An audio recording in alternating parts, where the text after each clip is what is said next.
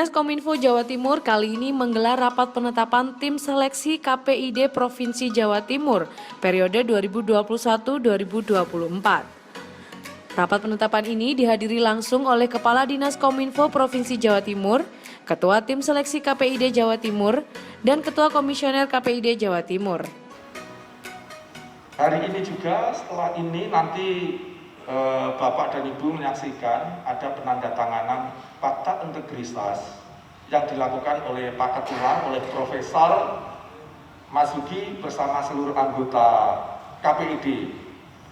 Ini kita saksikan bersama supaya kita tahu bersama bahwa para anggota tim pansel adalah mereka orang-orang yang memiliki kompetensi, mereka yang mendedikasikan dirinya untuk terpilihnya para komisioner KPID untuk periode berikutnya.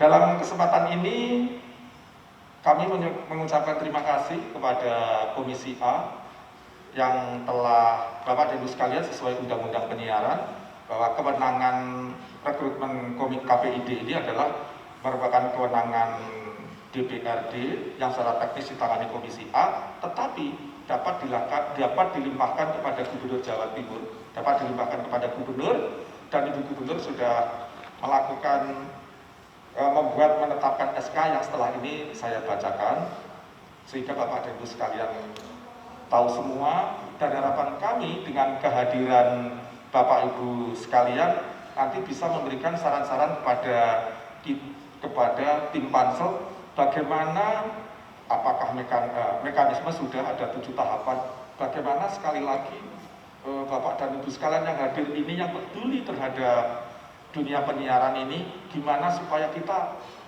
menjadi semakin mendapatkan komisioner yang kita inginkan bersama.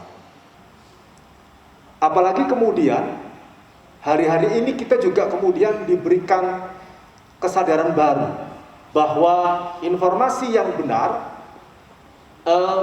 kalau tidak ada yang meng-forward, like, men-subscribe dan seterusnya, itu bisa kemudian berubah menjadi informasi yang salah. Dan sebaliknya, informasi yang salah tetapi kemudian di-forward sana, forward sini, di-like sana sini, di-subscribe sana sini, lalu memunculkan sebuah subjektivitas, lalu menganggap yang salah itu pun menjadi sebuah kebenaran. Itu menandakan betapa pentingnya penyiaran pada hari-hari ini, Bapak Ibu sekalian. Apalagi kalau dikaitkan dalam konteks kepentingan bangsa dan negara. Nah, kami berlima diberi amanat oleh Ibu Gubernur untuk kemudian melakukan seleksi hingga kemudian akan melahirkan calon-calon komisioner yang nanti penetapan akhirnya ada di DPRD Jawa Timur untuk diusulkan kepada Ibu Gubernur. Karena itu saya pertama tentu menyampaikan beribu terima kasih atas amanat yang diberikan oleh Ibu Gubernur, dan bagian dari cara kami berterima kasih adalah kami memohon kepada Bapak Ibu sekalian untuk membantu kami, mendorong kami, memberikan energi kepada kami melalui banyak informasi yang dibutuhkan supaya yang nanti lahir menjadi komisioner KPID periode 2021-2024 adalah mereka-mereka yang punya integritas. Pertama, kenapa integritas menjadi penting?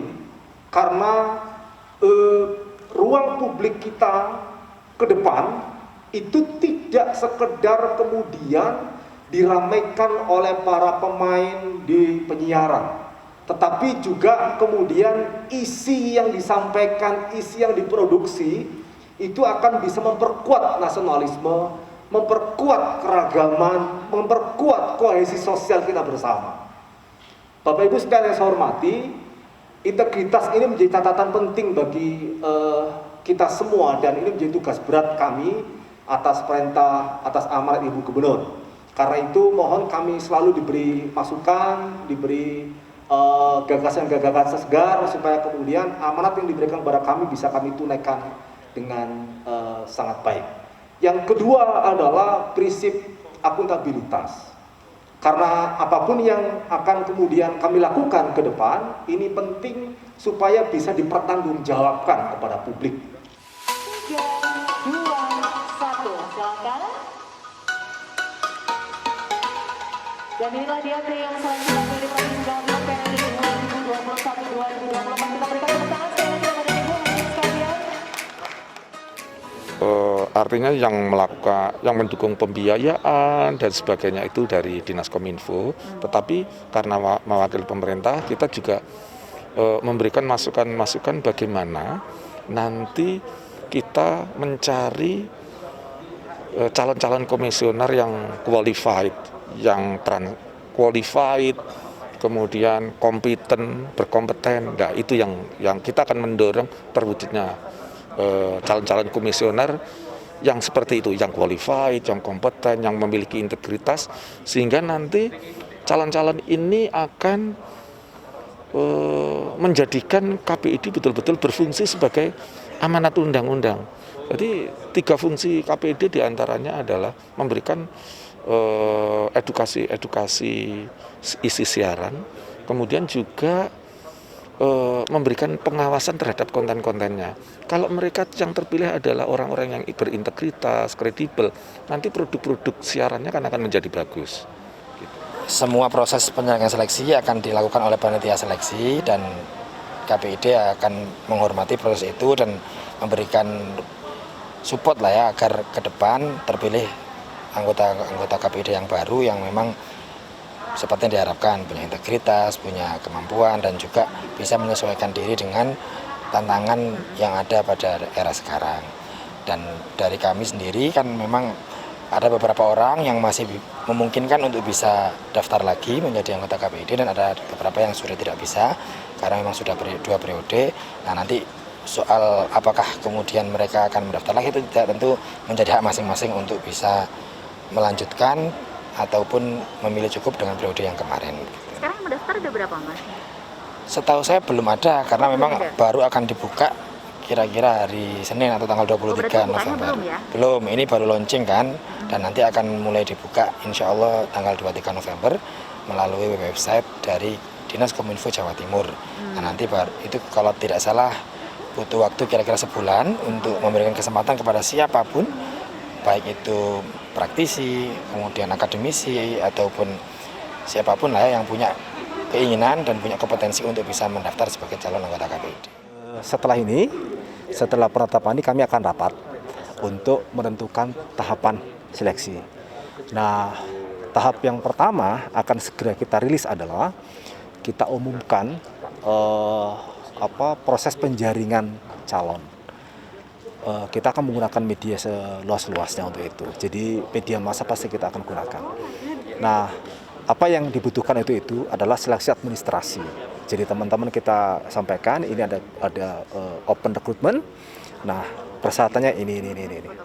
Nah, nanti setelah itu kemudian ada proses seleksi administrasi.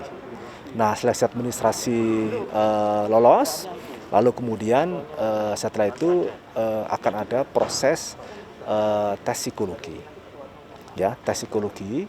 Nah, nanti kita akan ambil proses macam-macamnya itu sampai kemudian selesai di proses psikologi itu, tes psikologi nanti hasilnya kita akan kirim ke ada namanya proses yang ketiga itu